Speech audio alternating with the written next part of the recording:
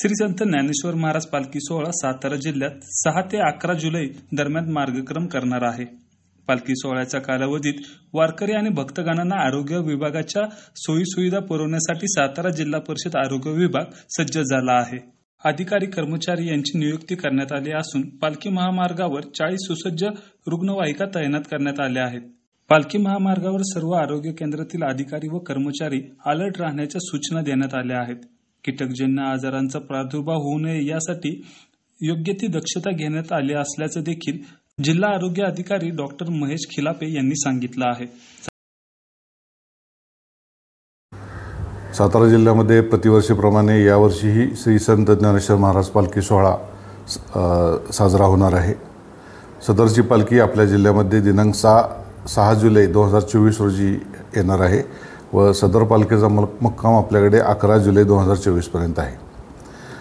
सातारा जिल्ह्याच्या हद्दीत पाडेगाव तालुका खंडाळा ते साधुबुवा चौडा तालुका फलटण या मार्गावर आपण आरोग्य विभागामार्फत विविध प्रकारच्या आरोग्य सुविधा वारकऱ्यांना पुरवणार आहोत। यामध्ये आपल्याकडे ज्या वैद्यकीय संस्था आहेत त्या वैद्यकीय संस्थांची संख्या 12 आहे आणि खाजगी संस्थांची संख्या 120 आहे।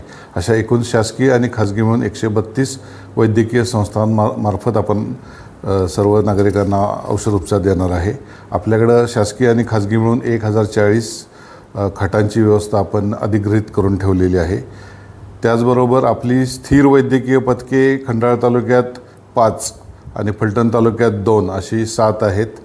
हिंदू हृदय सम्राट बाळासाहेब ठाकरे तात्पुरता आपला दवाखाना आपण वारीच्या दरम्यान स्थापन करत आहोत। त्यात खंडाळा तालुक्यात 3 आणि फलटण तालुक्यात 11 असे एकूण 14 दवाखाने आपण वारकऱ्यांसाठी स्थापन करत आहोत।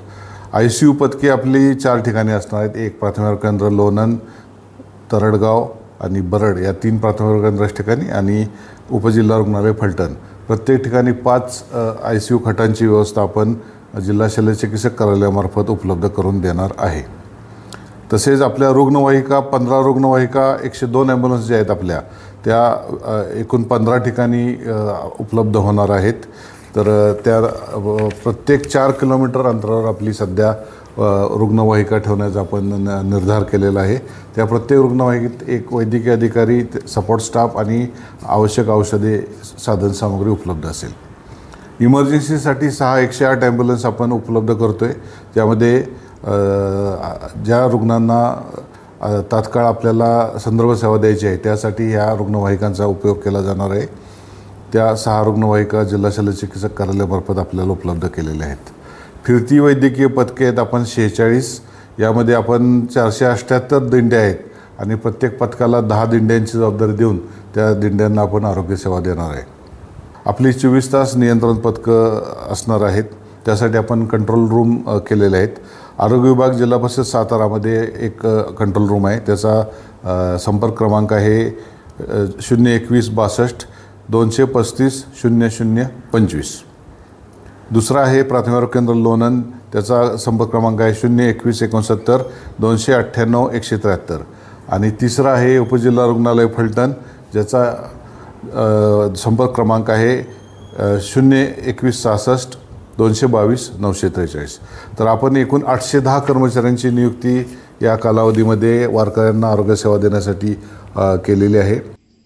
न्यूज 18 लोकलसाठी शुभम बोडके, सातारा।